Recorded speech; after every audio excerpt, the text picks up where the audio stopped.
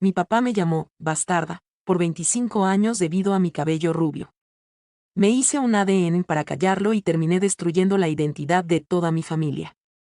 A veces, la ciencia no te da la razón, te quita el suelo bajo los pies. Durante 25 años, mi existencia fue un insulto constante para mi padre. Él es moreno de rasgos marcados, yo soy rubia platino y de piel pálida. Para él, mi aspecto era la prueba irrefutable de que mi madre lo había engañado. Crecí escuchando que era una intrusa, la mancha en el linaje familiar, el secreto sucio de mamá. Hartas de sus humillaciones, decidí comprar un kit de ADN. Mi plan era simple, restregarle los resultados en la cara, demostrarle que era su hija y exigirle la disculpa que nos debía por habernos arruinado la vida. Pero cuando abrí el sobre, el mundo se puso de cabeza. No solo no soy hija de mi padre, tampoco soy hija de mi madre.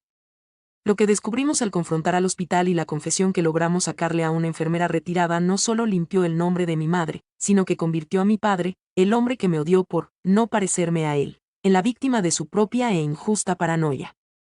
Esta es la historia de cómo un apagón en 1999 cambió el destino de dos familias para siempre. Mi nombre es Adriana y durante 25 años mi existencia fue el campo de batalla de un matrimonio en ruinas. Mi padre, un hombre de piel morena, ojos oscuros y cabello negro azabache, siempre tuvo una obsesión enfermiza con la genética. Él proviene de una familia de rasgos fuertes y marcados, mientras que yo nací con una piel blanca como la porcelana, ojos de un azul grisáceo y un cabello rubio platino que parecía brillar bajo el sol. Desde que tengo memoria, mi padre usó mi apariencia como una prueba irrefutable de la supuesta infidelidad de mi madre. Es demasiado blanca, decía en las cenas familiares, dejando caer las palabras como gotas de veneno sobre el mantel. Nadie en mi familia tiene ese aspecto de extranjera. Mi madre, una mujer dulce y paciente llamada Elena, siempre respondía con la misma calma triste, recordando que su propia abuela había sido de ascendencia europea. Pero para mi padre, Ernesto, los argumentos no valían nada frente a su paranoia. Crecí sintiéndome como una intrusa en mi propia casa. Cada vez que lograba un éxito académico o deportivo, el orgullo de mi padre venía manchado con un comentario sarcástico: ¿a quién habrá salido tan lista? Seguro que a tu verdadero padre. Esas palabras se clavaban en mi pecho como astillas de vidrio. Mi madre sufrió en silencio el estigma de ser señalada como una adúltera durante décadas. Las discusiones en casa siempre terminaban igual, él gritando sobre su honor manchado y ella llorando mientras me abrazaba, jurando que yo era su mayor milagro. Llegué a odiar mi reflejo en el espejo. Odiaba mi cabello rubio porque era el recordatorio constante de que mi padre no me quería. A veces me teñía el pelo de negro para intentar parecerme a él, buscando desesperadamente una mirada de aprobación que nunca llegaba. Al cumplir los 25 años, algo dentro de mí se rompió. Estábamos en mi fiesta de cumpleaños y, tras un par de tragos, Ernesto volvió a su discurso habitual frente a los invitados. Mírenla, parece una muñeca de cristal. Lástima que el cristal no sea de mi fábrica. Vi a mi madre desmoronarse en la cocina y supe que no podía permitirlo más. Decidí que la ciencia pondría fin a esta agonía. Compré un kit de ADN de alta precisión, dispuesta a restregarle los resultados en la cara y exigirle la disculpa que nos debía por habernos arruinado la vida. Estaba tan segura de que el resultado confirmaría nuestra relación que incluso visualicé el momento en que él caería de rodillas pidiendo perdón. Sin embargo, el destino tiene un sentido del humor retorcido. El día que llegaron los resultados al correo electrónico, me encerré en mi habitación. Con las manos temblando, abrí el archivo PDF. Mis ojos buscaron frenéticamente la coincidencia con el perfil de mi padre que yo ya había subido previamente usando una muestra de su cepillo de dientes. El resultado decía: probabilidad de parentesco con Ernesto, 0%. Sentí que el mundo se desvanecía, pero lo peor estaba justo debajo. Al comparar mis datos con los de mi madre, el resultado era idéntico: probabilidad de parentesco con Elena, 0%. En ese instante, dejé de ser Adriana, la hija cuestionada, para convertirme en un fantasma biológico. No era la hija del amante de mi madre. No era hija de nadie que conociera. El abismo se abrió bajo mis pies y el silencio de mi habitación se volvió ensordecedor. ¿Quién era yo? Y más importante aún, ¿dónde estaba la verdadera hija de mis padres? La caja de Pandora acababa de abrirse y el estigma del color era solo la superficie de una pesadilla mucho más profunda y oscura. El impacto de leer aquel 0% por partida doble fue como recibir un golpe físico en el estómago. Durante 25 años me habían llamado bastarda, pero la realidad era mucho más aterradora. Era una extraña. Me quedé sentada en el borde de la cama durante horas, mirando la pantalla del portátil hasta que la luz me quemó los ojos. Mi primera reacción fue pensar que el laboratorio se había equivocado. Es un error técnico, me repetía a mí misma, tratando de contener el ataque de pánico que amenazaba con cerrarme la garganta. Pero en el fondo, una parte de mí sabía que las máquinas no mienten con tanta precisión. Bajé a la sala donde mis padres estaban viendo la televisión en un silencio tenso, el mismo silencio que había reinado en esa casa desde siempre. Los miré y, por primera vez, no vi a mis padres, vi a dos personas que me habían criado por accidente. Mi madre me vio pálida y se levantó de inmediato. Adriana, ¿qué te pasa, hija? Estás blanca como un papel. La ironía de sus palabras casi me hace reír histéricamente. Ernesto, mi padre, ni siquiera levantó la vista del televisor.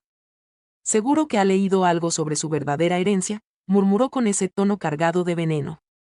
No pude aguantar más. Lancé el portátil sobre la mesa de centro. Tenías razón, papá, dije con una voz que no reconocí. No soy tu hija. Ernesto soltó una carcajada triunfal, levantándose con una agilidad que no mostraba hace años. Lo sabía. Lo sabía por 25 años. Elena, espero que tengas tus maletas hechas, porque hoy mismo se acaba esta farsa. Mi madre empezó a llorar, jurando por Dios que él era el único hombre con el que había estado. Fue entonces cuando solté la segunda bomba. Pero tampoco soy hija de mamá. El silencio que siguió fue absoluto. Ernesto se quedó congelado, con la boca abierta y un dedo apuntando a mi madre. Elena se dejó caer en el sofá, con los ojos desorbitados. Adriana, no digas tonterías, balbuceó ella. Yo te di a luz. Yo sentí tus patadas.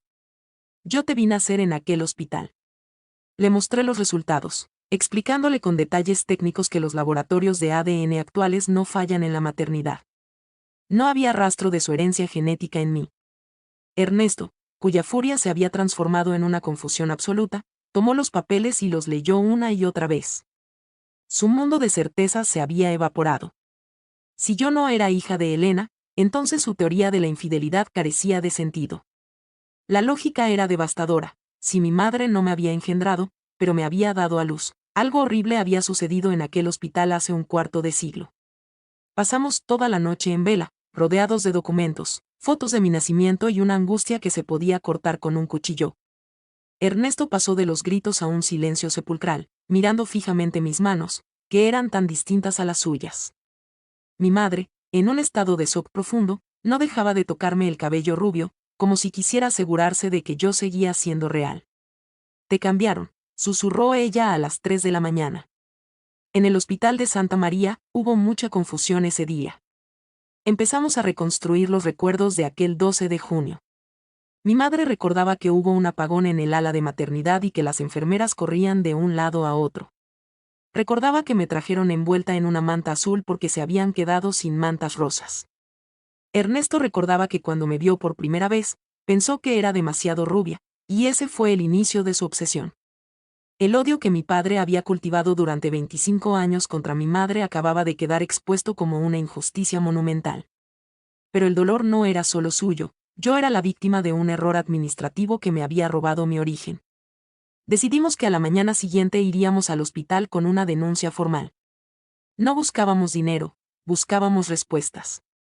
¿Dónde estaba la hija biológica de Ernesto y Elena? ¿Y quiénes eran las personas que compartían mi sangre?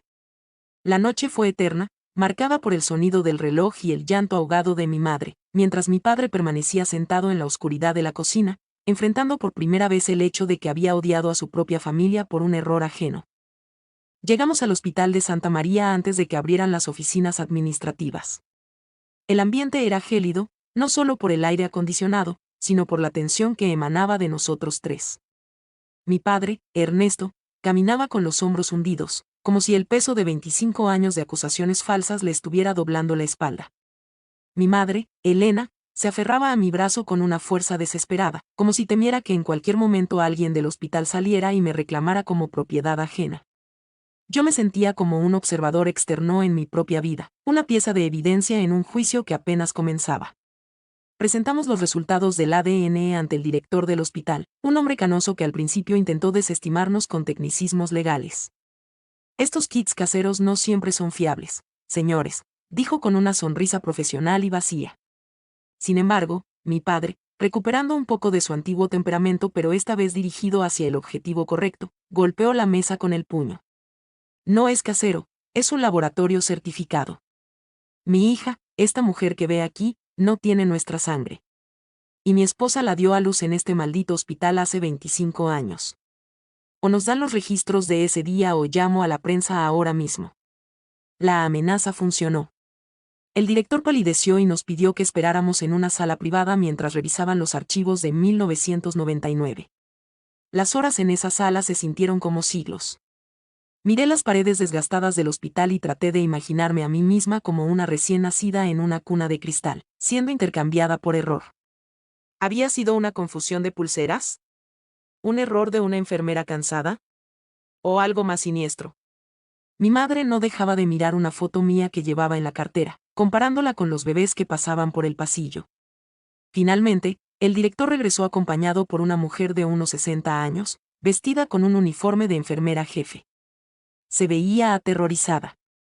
Sus manos temblaban mientras sostenía una carpeta vieja y amarillenta. Esta es la enfermera Martínez, dijo el director con voz grave.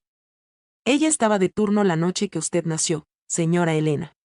La enfermera Martínez nos miró con unos ojos llenos de una culpa que había estado macerando durante 2 décadas y media. Se sentó frente a nosotros y, antes de decir una palabra, empezó a llorar. Lo siento tanto, sollozó, cubriéndose la cara. Esa noche fue un caos. Hubo un incendio menor en el generador y perdimos la luz durante horas. Teníamos 12 bebés en la sala de recién nacidos y las etiquetas se despegaron con el calor y la humedad. Mi padre se inclinó hacia adelante, con las venas del cuello marcadas. ¿Y qué hicieron? ¿Simplemente nos dieron cualquier bebé? La enfermera asintió levemente, sin levantar la vista. Tratamos de emparejarlos por el peso y las características que recordábamos. A usted le dimos a la niña de la cuna 4, pero luego supimos que las cunas se habían movido durante la evacuación. Elena soltó un grito ahogado. ¿Y la otra familia? ¿Quiénes eran? La enfermera abrió la carpeta y sacó un registro de altas. La otra niña, la que nació 10 minutos después que usted, era de la familia Mendoza. Eran una pareja muy humilde. Recuerdo que el padre estaba muy feliz porque la bebé se parecía mucho a él, morena, de ojos oscuros. Ernesto se derrumbó en su silla como si le hubieran dado un disparo.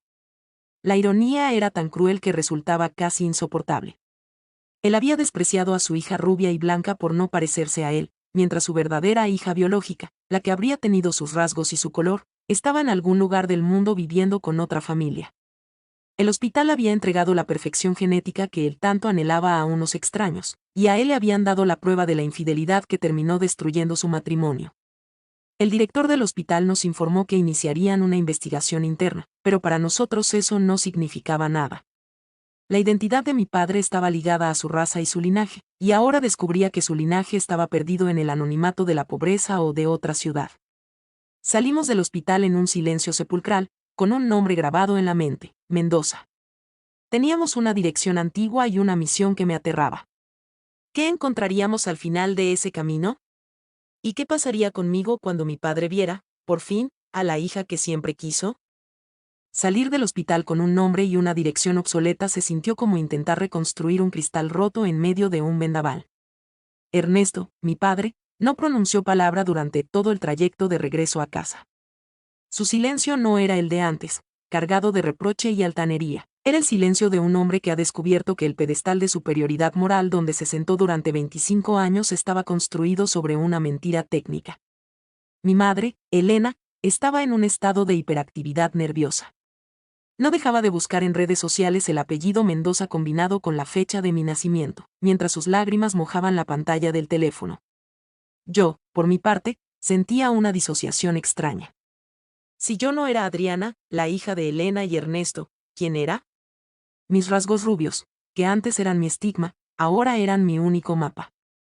Empecé a buscar familias que tuvieran mi aspecto en los registros civiles que podíamos consultar. Esa misma tarde, Ernesto se encerró en su despacho. Por la noche, salió con los ojos enrojecidos y una carpeta. Había contratado a un investigador privado especializado en casos de identidad. Vamos a encontrarlas, dijo con una voz ronca que no admitía réplica. Durante las semanas siguientes, la casa se transformó en un centro de operaciones. La tensión era insoportable, pero por primera vez en mi vida, mis padres estaban unidos por un objetivo común. Ernesto dejó de hacerme comentarios hirientes. De hecho, evitaba mirarme a los ojos, como si mi piel blanca le quemara la conciencia. El investigador no tardó mucho en darnos noticias. Los Mendoza se habían mudado de la ciudad hacía 15 años, tras una racha de mala suerte económica. Vivían en un pequeño pueblo costero a 3 horas de distancia.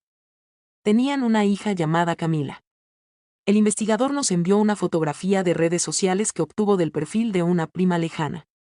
Cuando la imagen cargó en la pantalla, el aire abandonó la habitación. Camila era el vivo retrato de Ernesto. Tenía su misma mandíbula fuerte, su cabello negro y ondulado, y esa mirada intensa que yo siempre envidié por no poseer. Era la hija que Ernesto siempre había descrito en sus fantasías de linaje puro. Pero lo más impactante fue ver a la madre de Camila en el fondo de una de las fotos. Era una mujer de rasgos nórdicos, rubia y de piel clara, exactamente como yo. La simetría del error era perfecta y cruel. Las dos familias habían recibido el polo opuesto de su genética. Mientras mi padre me despreciaba por ser rubia, los Mendoza probablemente se habían preguntado 1000 veces por qué su hija era tan morena en una familia de pieles pálidas. Mi madre acarició la pantalla, tocando el rostro de Camila. «Es ella», susurró. «Es mi niña». Sentí un pinchazo de celos que me avergonzó de inmediato. Yo seguía allí, viva y presente, pero en ese momento me sentí invisible frente al fantasma biológico que acababa de aparecer. Decidimos que viajaríamos al pueblo al día siguiente. Ernesto insistió en ir solo, pero mi madre y yo nos negamos. Este lío lo empezamos todos y lo terminamos todos, sentencié. No dormí nada esa noche. Me preguntaba si Camila sería feliz, si sus padres la habrían amado incondicionalmente a pesar de la diferencia física, o si habrían sufrido el mismo calvario de dudas que nosotros. El viaje fue un trayecto lleno de paisajes que no vi, perdida en la idea de que mi vida entera estaba a punto de reiniciarse. Al llegar al pueblo, localizamos la casa de los Mendoza.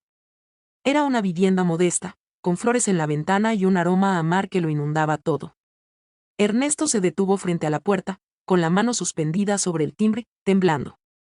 Por primera vez en 25 años, el hombre que siempre tenía una respuesta hiriente estaba aterrorizado de la verdad. El timbre sonó con un eco que pareció durar una eternidad. Cuando la puerta se abrió, una mujer rubia, de unos 50 años, nos miró con curiosidad. Al fijar su vista en mí, su expresión cambió de la cortesía a un asombro que la dejó sin aliento. Se llevó las manos a la boca y retrocedió un paso. «No puede ser», susurró. Detrás de ella, una chica joven salió a ver qué pasaba. Era Camila. Al verla en persona, el impacto fue aún mayor. El parecido con mi padre era tan evidente que resultaba violento. Ernesto se quedó paralizado, mirando a Camila con una mezcla de adoración y dolor que nunca me había dedicado a mí. La madre de Camila, que supimos se llamaba Beatriz, nos invitó a pasar después de que mi madre balbuceara una explicación atropellada sobre el hospital y el ADN. La sala de los Mendoza era cálida y acogedora, llena de fotos familiares. En todas ellas, Camila destacaba como una mancha oscura en un mar de cabellos claros. Nos sentamos en un silencio denso, interrumpido solo por el sonido del reloj de pared. Ernesto no podía dejar de mirar a Camila, mientras que Beatriz no me quitaba los ojos de encima. Fue mi madre quien puso los resultados del ADN sobre la mesa. Beatriz los leyó y rompió a llorar de inmediato. Nosotros siempre lo supimos en el fondo, confesó Beatriz entre sollozos. Mi esposo, que en paz descanse, siempre decía que Camila era un regalo especial, porque no se parecía a nadie. Pero yo pasé años preguntándome si me habían entregado al bebé equivocado porque ella era tan distinta a mí. Camila, que hasta entonces había permanecido callada, miró a Ernesto y luego a mí.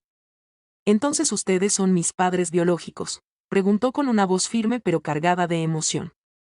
Ernesto asintió, incapaz de articular palabra. Fue un momento de una fragilidad extrema. La estructura de dos familias se estaba rompiendo y reconfigurando en tiempo real. Camila nos contó que su padre había muerto hacía 5 años y que ella y Beatriz eran muy unidas. A diferencia de mi infancia, ella nunca fue cuestionada por su aspecto. Los Mendoza la habían amado sin importar la genética, aceptando su diferencia como una característica única. Escuchar eso fue como una puñalada para mí, el contraste entre su crianza y la mía, marcada por el desprecio de Ernesto, era desgarrador. Mi padre, al escuchar esto, bajó la cabeza con una vergüenza que parecía consumirlo. Se dio cuenta de que su obsesión por la sangre no solo le había robado a su hija biológica, sino que le había impedido amar a la hija que tenía delante. La conversación duró horas. Intercambiamos historias, fotos y recuerdos. Descubrimos que Camila y yo compartíamos gustos extraños, como la pasión por la arquitectura y el miedo a las tormentas, cosas que no tienen nada que ver con el ADN y todo con el azar de la personalidad. Al final de la tarde, el ambiente había cambiado. No éramos extraños, pero tampoco éramos familia todavía. Éramos víctimas de un mismo error. Cuando llegó el momento de despedirnos, Ernesto se acercó a Camila y le pidió permiso para abrazarla. Fue un abrazo corto, cargado de siglos de palabras no dichas. Luego, se giró hacia mí. Por primera vez en mi vida, vi en sus ojos algo que no era reproche. Pero el daño de 25 años no desaparece con un abrazo. Salimos de la casa de los Mendoza con la promesa de mantener el contacto, pero mi mente estaba en otra parte. Me preguntaba qué pasaría ahora. ¿Intentaría mi padre recuperar el tiempo perdido con Camila? ¿Y qué lugar me quedaría a mí en esa nueva ecuación? El regreso a casa fue el inicio de la verdadera reconstrucción de nuestra identidad. De vuelta en nuestro hogar, la atmósfera cambió radicalmente. La casa que antes era un campo de batalla ahora era un santuario de remordimiento. Ernesto se pasaba las horas mirando las paredes, como si buscara en ellas los ecos de todos los insultos que me había lanzado durante años. El descubrimiento de Camila no fue el alivio que él esperaba, fue el espejo que le mostró la monstruosidad de su comportamiento. Mi madre, Elena, estaba procesando su propia montaña rusa emocional. Por un lado, había recuperado a su hija biológica, pero por otro, sentía una lealtad feroz hacia mí, la hija que había criado con tanto sacrificio bajo el fuego cruzado de la desconfianza de su marido. Unos días después de la visita a los Mendoza, ocurrió el enfrentamiento que lo cambió todo. Estábamos cenando en un silencio sepulcral cuando Ernesto dejó caer los cubiertos sobre el plato. El sonido metálico resonó como un disparo. Adriana, lo siento, dijo sin levantar la vista. Yo seguí comiendo, con el corazón latiendo en la garganta. No es suficiente con un, lo siento, papá, respondí con una frialdad que me sorprendió. ¿Sabes cuántas noches lloré deseando ser morena? ¿Sabes cuántas veces me sentí una basura porque tú no podías ver más allá de mi color de piel? Ernesto se cubrió la cara con las manos y empezó a sollozar. Era la primera vez que lo veía llorar de esa manera, un llanto ronco y desesperado. Fui un imbécil. Estaba tan obsesionado con mi orgullo que me cegué. Pensé que el mundo se reía de mí por ser un cornudo, y en realidad, el mundo se reía de mí por ser un necio. Mi madre intervino, con la voz quebrada. Ernesto, me hiciste creer que yo estaba loca, que mi memoria me fallaba. Me acusaste de lo peor que se le puede acusar a una esposa. Él asintió, hundiéndose más en su silla. Lo que más le dolía, según confesó después, era que Camila había crecido en una familia pobre pero llena de amor, mientras que yo había crecido en la abundancia material pero en una miseria emocional absoluta por su culpa. El hospital nos había dado a la niña equivocada, pero él había decidido qué hacer con ese error. La enfermera en el hospital había mencionado que los Mendoza eran humildes. Eso golpeó el ego de Ernesto, quien siempre se jactó de su estatus. Descubrir que su sangre pura había pasado privaciones mientras él desperdiciaba su fortuna y su tiempo odiando a una niña inocente fue su sentencia final. Esa noche, mi padre sufrió una especie de colapso nervioso. Tuvimos que llamar al médico. No era algo físico, era el peso de su propia conciencia. Mientras lo veía acostado en la cama, débil y derrotado, sentí una extraña mezcla de emociones. No sentía alegría por verlo así, pero tampoco sentía la necesidad de consolarlo. Durante 25 años, él fue mi verdugo, ahora, la verdad se había convertido en el suyo. Mi madre se quedó a su lado, pero sus ojos estaban conmigo. Tú eres mi hija, Adriana, me dijo esa noche mientras me arropaba como cuando era pequeña. El ADN es solo química. Tú eres mi corazón. Esas palabras fueron el primer bálsamo real en mis heridas. Pero el proceso legal contra el hospital seguía en marcha, y la presión mediática estaba a punto de explotar. El caso de las niñas cambiadas se filtró a la prensa local, y pronto nuestra vida privada dejó de ser nuestra. Tuvimos que aprender a navegar el perdón en medio de un circo, mientras intentábamos integrar a Camila en nuestras vidas sin que eso significara borrarme a mí. Fue el capítulo más difícil de nuestra convivencia, uno donde cada gesto contaba y cada palabra podía ser un nuevo abismo. La integración de Camila en nuestra dinámica familiar fue un proceso de una complejidad psicológica agotadora. No fue como en las películas, donde todos se abrazan y olvidan el pasado. Fue una serie de encuentros incómodos, de silencios largos y de una constante renegociación de roles. Ernesto estaba desesperado por ganarse el favor de Camila. Le enviaba regalos, le ofrecía dinero para terminar sus estudios y trataba de compensar 25 años de ausencia en semanas. Camila, sin embargo, era una mujer íntegra y centrada. Aceptaba el contacto, pero marcaba límites claros. Tengo una madre que me crió y un padre que, aunque ya no está, me dio todo su amor. No necesito tu dinero, Ernesto, necesito entender quiénes son ustedes, le dijo en una ocasión. Eso fue una lección de humildad brutal para mi padre. Por otro lado, Beatriz y mi madre se hicieron amigas cercanas. Compartían historias sobre mis primeros pasos y los de Camila, comparando fechas y anécdotas. Era un puente de solidaridad femenina que me conmovía profundamente. Yo, mientras tanto, empecé a acercarme a Camila de manera independiente. Nos veíamos para tomar café sin nuestros padres. Descubrí que era una persona maravillosa, con un sentido del humor ácido y una inteligencia brillante. No nos veíamos como rivales, sino como hermanas de destino. Es raro, me dijo un día mientras caminábamos por la playa de su pueblo. Tú tienes mis genes y yo tengo los tuyos. Somos como dos caras de una misma moneda que el destino lanzó al aire y cayó mal. Empezamos a notar similitudes físicas que el ADN confirmaba. Ambas teníamos una pequeña marca de nacimiento en el hombro izquierdo y la misma forma de las uñas. Eran detalles biológicos que nos unían, pero lo que realmente nos conectaba era el trauma compartido de saber que nuestra identidad fue decidida por una enfermera distraída en medio de un apagón. Sin embargo, para mí, el proceso de perdón hacia mi padre seguía estancado. Verlo tratar de ser el padre perfecto con Camila me generaba un resentimiento difícil de controlar. ¿Por qué con ella sí y conmigo no? Mi madre notó mi amargura y me sentó un día a hablar seriamente. Adriana, tu padre está intentando salvar lo que queda de su alma. No lo hace por Camila, lo hace porque se dio cuenta de que perdió 25 años de tu vida y no sabe cómo recuperarlos. No dejes que su culpa te amargue el futuro.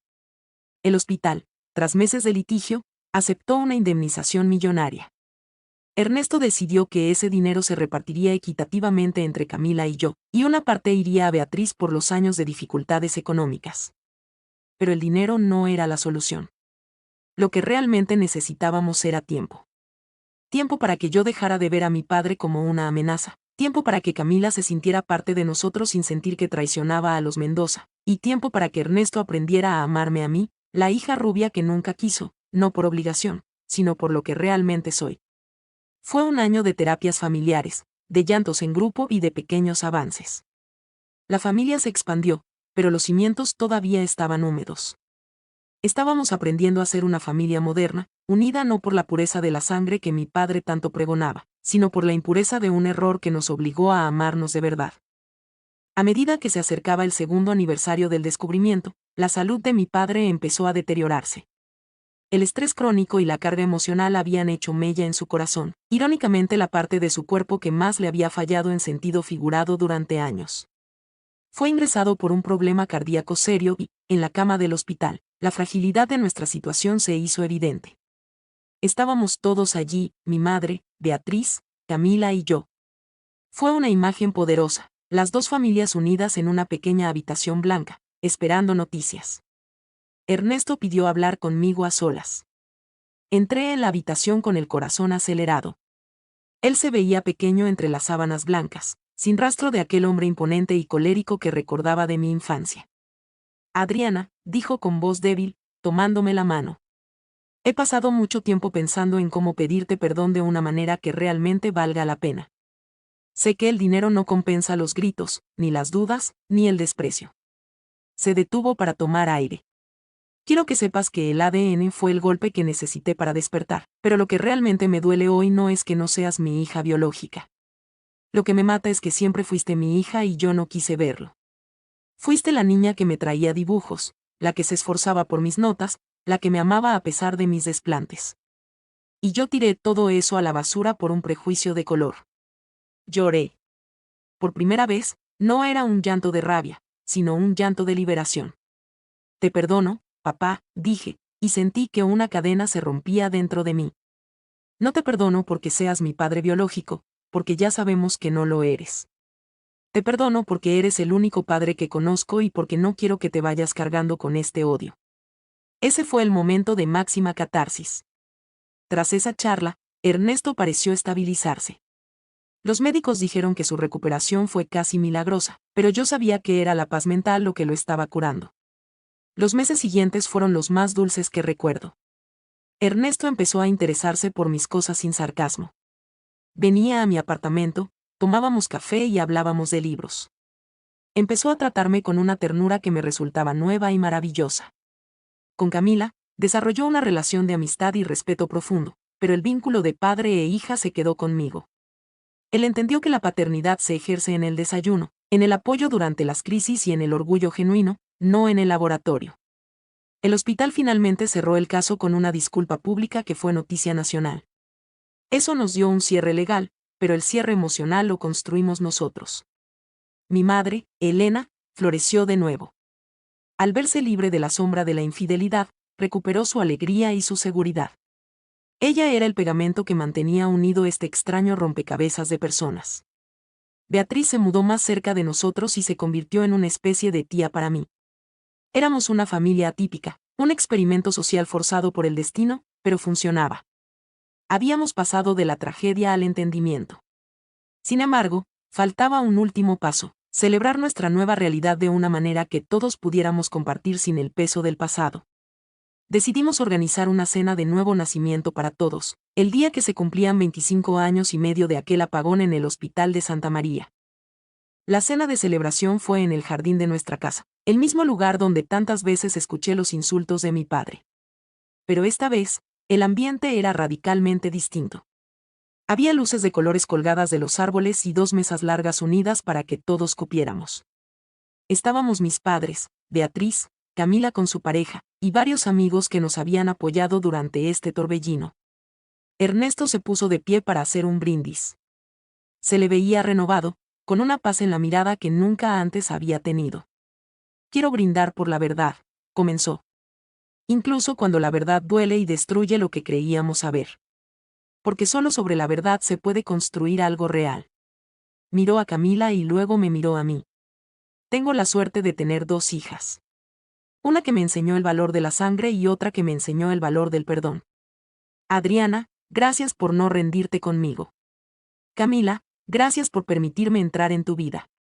Todos brindamos. Fue un momento de una felicidad serena, sin estridencias. A lo largo de la noche, hablé mucho con Camila. Ambas nos reíamos de lo absurdo de la situación. Ella bromeaba diciendo que yo le había robado la oportunidad de ser una niña rica y yo le decía que ella me había robado el derecho a tener el pelo negro. El humor era nuestra forma de sellar las grietas. Mi madre y Beatriz compartían una tarta que habían horneado juntas. Eran 2 mujeres que habían sido víctimas de la misma negligencia, pero que habían decidido no ser enemigas. Mi padre se acercó a mí al final de la noche y me dio un pequeño sobre. Al abrirlo, vi que era un pasaje para un viaje que siempre había querido hacer a Europa para conocer las raíces de esa tatarabuela rubia de mi madre que, aunque no me dio los genes, me dio la historia que me protegió durante años.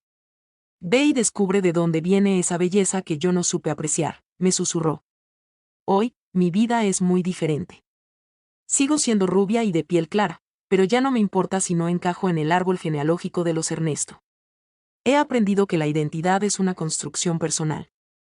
Mi padre y yo tenemos una relación sólida. Él sigue siendo un hombre de carácter fuerte, pero ahora ese carácter lo usa para defenderme. El Hospital Santa María cambió sus protocolos y la enfermera Martínez se jubiló con el perdón que le otorgamos. No hay más rencor. A veces, la gente me pregunta si no me siento mal por no saber quiénes son mis verdaderos padres biológicos, los de la familia que debería haberme tenido a mí. La respuesta es no. Los padres biológicos son un dato en un papel, los padres reales son los que se quedan a tu lado cuando la luz se apaga. He ganado una hermana en Camila y una paz que no tiene precio. El apagón de 1999 nos sumió en una sombra de 25 años, pero la luz que salió de este descubrimiento es mucho más brillante que cualquier mentira que hayamos vivido. Soy Adriana, hija de Elena y Ernesto, hermana de Camila, y por fin, dueña de mi propio reflejo. El final de esta historia no es el que nadie esperaba, pero es el final que necesitábamos para empezar a vivir de verdad. La sangre nos hizo extraños, pero la vida nos hizo familia. Y eso, al final del día, es lo único que importa.